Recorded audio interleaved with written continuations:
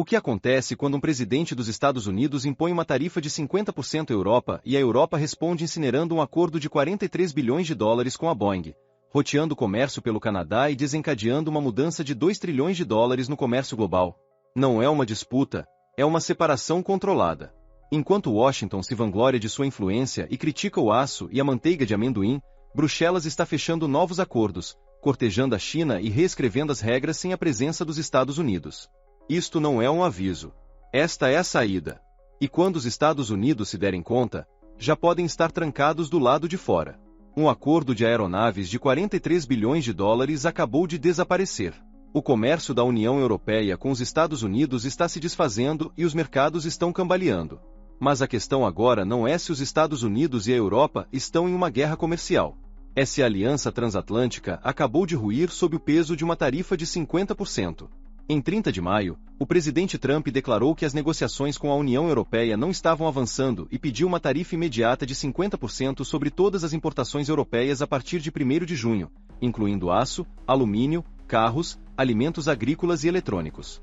Em 48 horas, as ações europeias caíram 2,1% e a Boeing enfrentou a possibilidade real de perder seu maior contrato de exportação já registrado.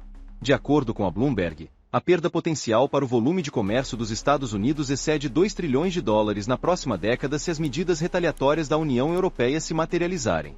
O ex-negociador da União Europeia, Ignacio Garcia Burchero, disse a Euronews: se os Estados Unidos não reverterem o curso, a Europa não tem escolha a não ser escalar. Mas o que vem depois da escalada? A Europa já pode ter a resposta, e não é do outro lado do Atlântico. A Comissão Europeia não hesitou. Em resposta direta à ordem de tarifa de 50% de Trump, Bruxelas confirmou que estava finalizando um segundo pacote de retaliação visando 95 bilhões de dólares em produtos dos Estados Unidos, enquanto discretamente congelava um acordo de aeronaves Boeing de 43 bilhões de euros.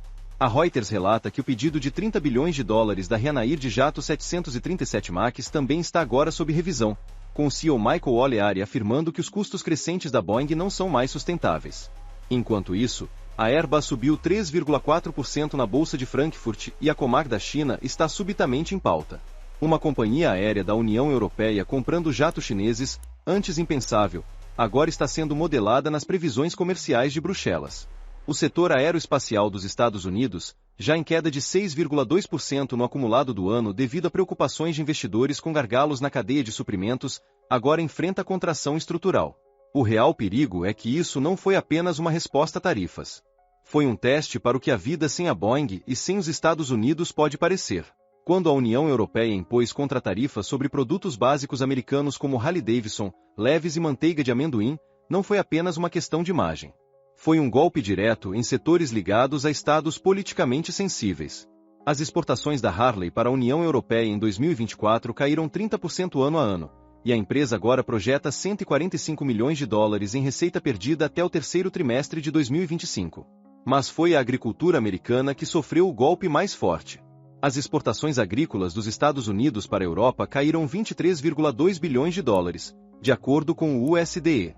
A cooperativa de laticínios Land O'Lakes, com sede em Wisconsin, citou tensão operacional imediata após o aumento das tarifas da União Europeia sobre manteiga e queijo.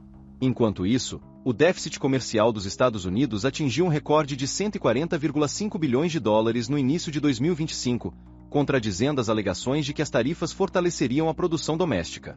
Como a Bloomberg observou, as tarifas destinadas a proteger, em vez disso, expuseram dependências frágeis. Mas a verdadeira mudança não foi fiscal. Foi geopolítica. A União Europeia não apenas retaliou, ela se reorientou. Enquanto Washington queimava pontes diplomáticas, Ottawa construía uma. Sob o CETA, a União Europeia e o Canadá eliminaram 98% das tarifas, criando um corredor sem atritos agora projetado pela Comissão Europeia para facilitar mais de 90 bilhões de euros em comércio anualmente até 2026. Com as tarifas dos Estados Unidos elevando os preços do aço e dos automóveis em 2 dígitos, empresas europeias como Siemens e Alstom começaram a mudar seus oleodutos de aquisição para Quebec e Ontário. De acordo com o relatório do Financial Times de maio de 2025, o comércio de tecnologia limpa entre o Canadá e a União Europeia aumentou 41% ano a ano, liderado por um acordo de hidrogênio de 1,2 bilhão de euros assinado na cúpula de tecnologia limpa União Europeia-Canadá do ano passado. E enquanto os Estados Unidos se excluíam do financiamento relacionado ao clima, O Canadá ofereceu acesso aberto ao mercado alinhado com os padrões trabalhistas, digitais e ambientais da União Europeia. A ex-ministra do Comércio canadense, Chrystia Freeland, observou em um recente artigo de opinião do Globe and Mail: o que começou como um acordo de livre comércio evoluiu para uma parceria estratégica. Mas o sinal mais revelador da mudança é que a Europa está tratando o Canadá não como um vizinho dos Estados Unidos, mas como seu substituto. Isto não é apenas uma escaramuça tarifária. É o desvendamento do consenso de comércio ocidental. Em apenas 10 semanas, uma série de tarifas crescentes, de 10% sobre o alumínio a 50% em toda a linha, desencadeou protocolos de retaliação, reclamações na OMC e a potencial anulação de pelo menos 2 mega-acordos transatlânticos. A União Europeia suspendeu um pacote de retaliação de 21 bilhões de euros até 15 de julho, mas está preparando uma segunda lista visando 95 bilhões de dólares em exportações dos Estados Unidos, aguardando o resultado das negociações. De acordo com a CNBC, autoridades da Casa Branca não interpretam as postagens de Trump como política formal. No entanto, o porta-voz da Comissão Europeia, Olaf Gil, declarou publicamente em 2 de junho: estamos finalizando contramedidas que entrarão em vigor em 14 de julho ou antes. Em outras palavras, mesmo que um acordo seja teoricamente possível, o tempo está matematicamente se esgotando. E por trás dos números, está a ruptura mais profunda. Washington está escalando, Bruxelas está se realinhando, e o prazo agora é menos sobre tarifas e mais sobre quem a União Europeia escolhe para depender em seguida. Enquanto os Estados Unidos aumentavam as tarifas, a União Europeia mudava discretamente as engrenagens, despejando investimentos em tecnologia limpa e infraestrutura comercial para reduzir a dependência americana.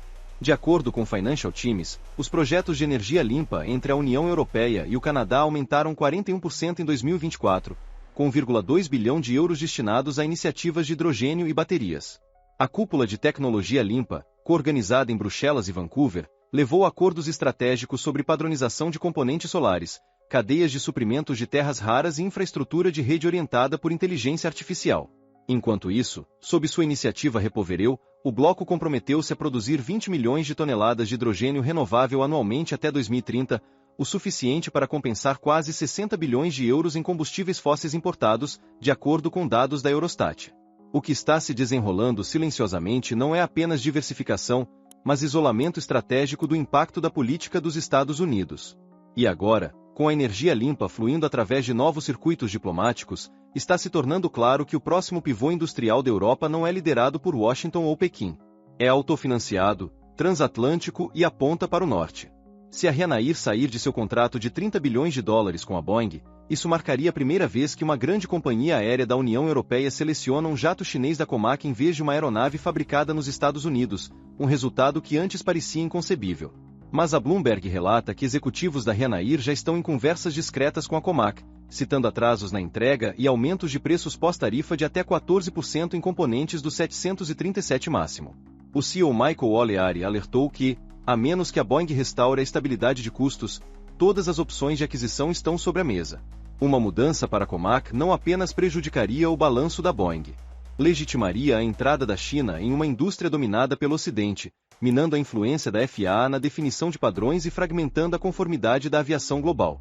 A Airbus pode se beneficiar no curto prazo, mas um avanço da Comac no segmento de companhias aéreas de baixo custo da União Europeia sinalizaria uma transição de poder que redefine as normas de certificação de aeronaves de longo prazo. A questão não é se isso prejudicaria a Boeing, é se redefine quem tem o poder de escrever o futuro do voo. O CETA não foi um acordo comercial. Foi um teste.